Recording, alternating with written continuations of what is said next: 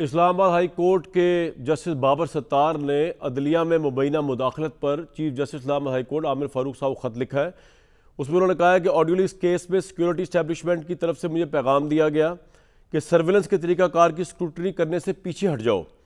मैंने इस तरह के धमकियाँ मेज़ हरबे पर कोई तवज्जो नहीं दी, दिस एंड दैट। उसके ऊपर आज फिर दो प्रेस कॉन्फ्रेंसेस हुई, एक अटॉर्नी जनरल की।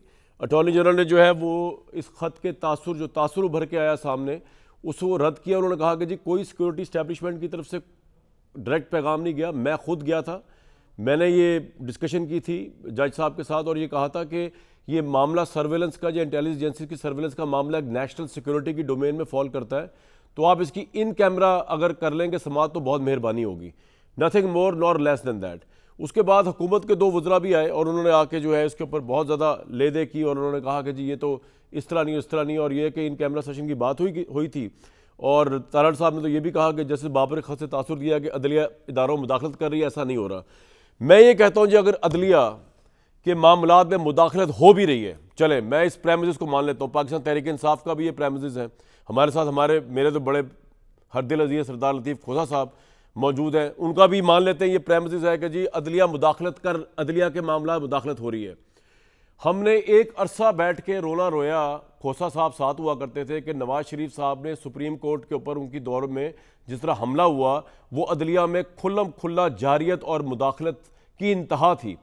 लेकिन आज मैं खोसा साहब से सवाल पूछूंगा, ये जो आज हमें दिन देखने पड़ रहे हैं, अगर ये मान लें कि जी कि मुदाखलत हो रही है अदलिया के मामलात में, तो हम क्यों नहीं रिसेंट हिस्ट्री में जाके इमरान खान साहब को उसका जिम्मेदार करार देंगे। आज चीफ जस्टिस काजी फाइज ईसा ने इजाज़त दे दी है इमरान खान साहब को नैब तरामीम के मामले के अंदर वो आकर उसमें कर सकते हैं वीडियो लिंक के ज़रिए हेयरिंग।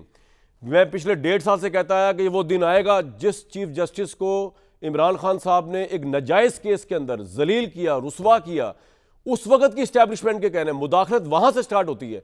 जो हालिया मुदाखलत है वो स्टार्ट इमरान खान साहब पे होती है और ख़त्म इमरान खान साहब पे होती है। बाम मुझे जितना बुरा कहा इसके अंदर, लेकिन सच बोलने से कतराऊंगा। और खोसा साहब ने तो पार्टियां भी ज्वाइन की है।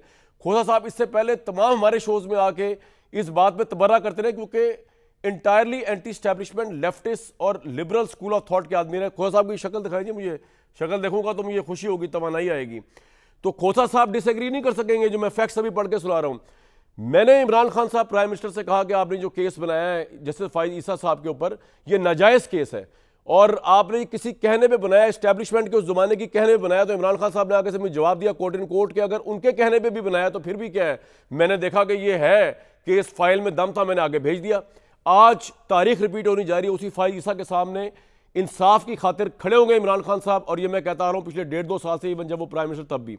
इमरान खान ने अपने इंटरव्यू में कहा आज तो बड़ा तबर्रा हो रहा है पीटीआई की तरफ से कि मुदाखलत बिल्कुल ही होनी चाहिए मुदाखलत, लेकिन इमरान खान साहब ने अपने इंटरव्यू में कहा कि एजेंसी का काम ही है अफसरान और जजेस की जासूसी करना और नजर रखना। मैं कोट कर रहा हूं, 28 नवंबर 2020 को उन्होंने एक्सप्रेस न्यूज को इंटरव्यू दिया, एज प्राइम मिनिस्टर इंटरव्यू दिया, और उन्होंने, मैं तो कह रहा हूं इस सारी मुदाखलत की रिसेंट जो खुरा है ना वो शुरू होता है इमरान खान साहब पे, खत्म वहां पे होता है जो लोग बर्बादी लेके आए हैं कि हमारे लिए भी कुछ स्पेस नहीं छोड़ी। उन्होंने वो काम दिखाए कि दूसरों को भी इंस्पिरेशन हो कि ये करेंगे तो आप प्राइम मिनिस्टर बनेंगे, आरटीएस बिठा के या बाद में जिस तरह मिला के। 28 नवंबर 2020 को इमरान साहब ने इंटरव्यू दिया कि फौज और आईएसआई को सब पता होता है, जब मैं फोन कर रहा होता हूं आईएसआई को पता होता है और मुझे कोई इतराज नहीं है। नहीं मुझे कोई, मैं कोट कर रहा हूं इमरान खान को, नहीं मुझे कोई इतराज नहीं, क्योंकि दुनिया की सारी इंटेलिजेंसियां अपने मुल्क के सरबराह की बातें सुनती है। एजेंसी का काम ही अफसरान और जजेस की जासूसी करना है। ये इमरान खान साहब कह रहे हैं, भाई एज प्राइम मिनिस्टर कह रहे हैं। आज जो हम रोला रो रहे हैं और तहरीक इंसाफ रोला रो रही है, मुदाखलत हो गई। आपके और हमारे लीडर, हमारे एक्स प्राइम मिनिस्टर सैंक्शन करते थे, कहते थे ऐसा होना चाहिए। फिर हमारे इमरान खान साहब ने एज प्राइम मिनिस्टर 12 नवंबर 2020 को जीएनएन को इंटरव्यू दिया और उन्होंने कहा कि जी मुदाखलत पे या किसी बात पे भी, किसी ज्यादती पे भी अगर आर्मी चीफ और आईएसआई पे कोई तनकीद करेगा तो वो फौज में बगावत की बात करेगा, बगावत की। वो कॉन्टेक्स्ट तो नवाज शरीफ का था, लेकिन आज अगर मुड़ के उनको आप कहें कि जनाब आपके अपने अल्फाज और डेफिनेशन के तहत ये बगावत है, तो फिर बात ही खत्म होगी, फिर तो बात हो ही नहीं सकती। यार खोसा साहब को दिखाई ना आती उसके अंदर, मैं जरा उनका रिएक्शन चेक करना चाह रहा हूँ, आप वही चलाई जा रहे हैं टेम्पलेट सिर्फ। उसके बाद मेरे भाई आगे आ जाए, मीडिया पर लाइव सेशन हुआ, हम कह रहे जी मुदाखलत जजेस की उसमें बड़ी हो गई। इमरान साहब बता रहे हैं कि मेरी हुकूमत बाजवा साहब चला रहे थे, मेरी हुकूमत एजेंसियां चला रही थी। उन्होंने एक सोशल मीडिया पर लाइव सेशन में गुफ्तगू की 16 जुलाई 2022 को अगेन कोर्ट इमरान खान साहब, बजट मंजूर करवाने के लिए हमें मेंबरान की मिन्नतें करनी पड़ती थी, असेंबली में वोटिंग के लिए हमें एजेंसियों को कहना पड़ता था इत्तेहादियों को असेंबली में लेकर आए। जिस मुल्क का प्राइम मिनिस्टर ये बात कह रहा हो कि मैंने एजेंसियों की मदद से वोटिंग पूरी की है, वोट ऑफ नो कॉन्फिडेंस पूरा किया है, एजेंसियों की मदद से जो है मैंने अपनी हुकूमत चलाई है, अपनी इकॉनमी के मामला चलाए, आप अंदाजा लगाएं आज ऐसे रो रहे हैं बैठ के, ओहो बाबर सत्तार के साथ मुदाखलत हो गई, 6 जजों, भाई हुई किस तरह है, यहां तक पहुंचे किस तरह है।